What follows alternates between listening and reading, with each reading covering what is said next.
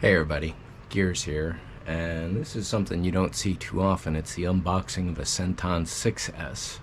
The 3S is very current and very popular. The 6S went out of production apparently around 2017, 2018, somewhere in there. So I've opened this once before just to make sure everything was here when I got it initially a month ago. This is an anniversary present for my wife and I. So it's been sitting for a little while since I got it. But yeah, here is the seal. Still fresh. So unlike most people, I am not going to be using this as an RC car. There we go.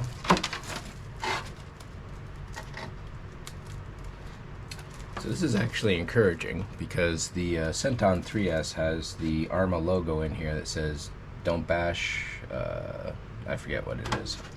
Anyhow, so this means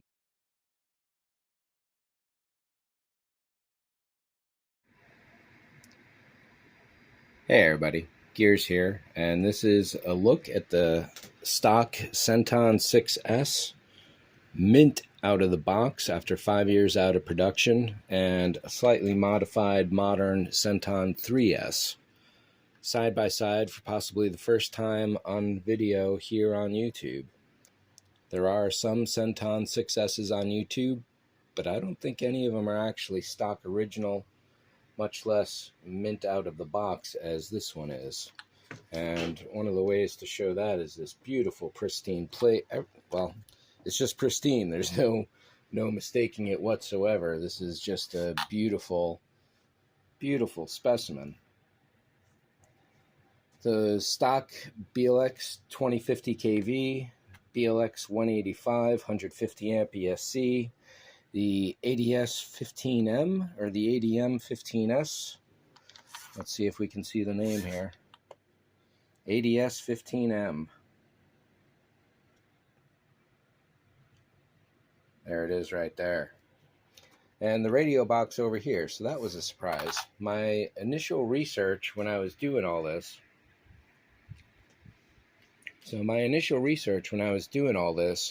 said that the 6S was essentially the same thing as the 3S, except for the motor and the ESC and the servo. Great, so that is when I made this purchase, when I found this.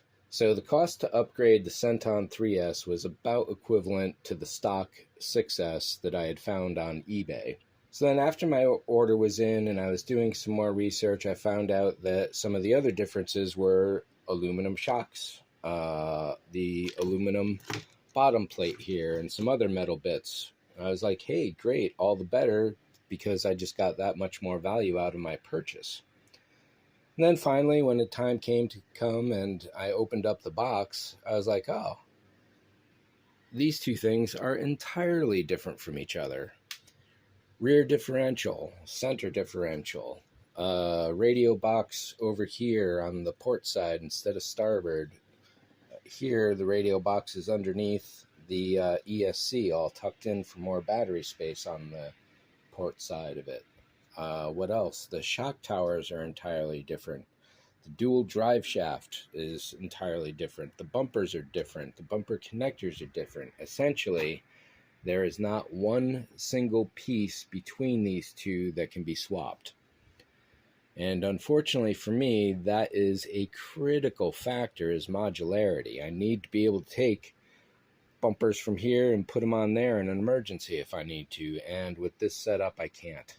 So that is definitely an unfortunate thing, and probably a reason why I'm going to have to release the 6S back into the wild and use that money to buy a 3S and go the upgrade route again. Another major factor for the reasons why I bought the 6S was because of the ESC. The old version has the NIM battery option, the newer version does not. And for me in particular, the reason why that's a factor is because of the 5S deadband on the modern one. The ESC on this thinks that a 5S battery is a dead 6S battery, whereas here I could theoretically change this over to the NIM battery option and then it wouldn't shut down at the same values and I'd be able to get power out of it. Whether that's true or not, I'm not totally sure.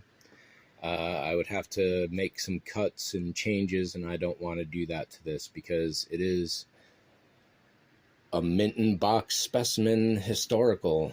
It is a mint historical specimen worthy of a collector's shelf or really ardent enthusiasts rather than just me, a random nobody who's fresh to the hobby and looking to cut something up and make some drastic changes.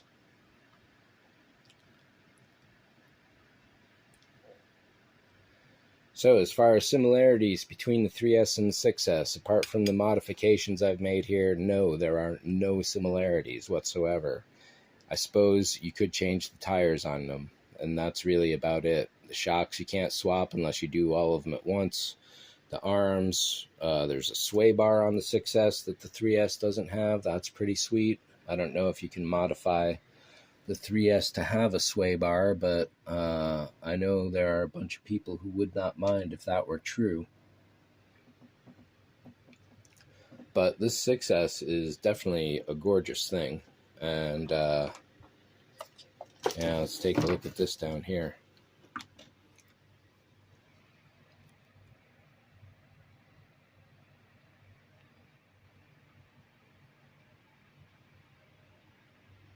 So unfortunately, I have gotten some finger oils on the thing since I've owned it.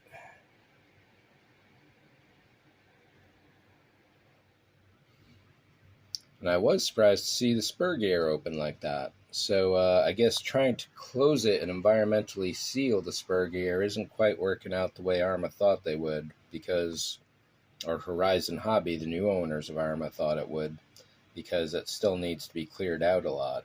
However, leaving a spur gear open like this, especially to the ground, I mean, that just doesn't make sense to me. You could at least suspend it above the body, inside the body, and let it kick the dirt around up in here somewhere where it wouldn't be quite so focused or exposed, I would think. But what do I know? I don't design race cars, so I got no ideas about that. But an absolutely gorgeous specimen.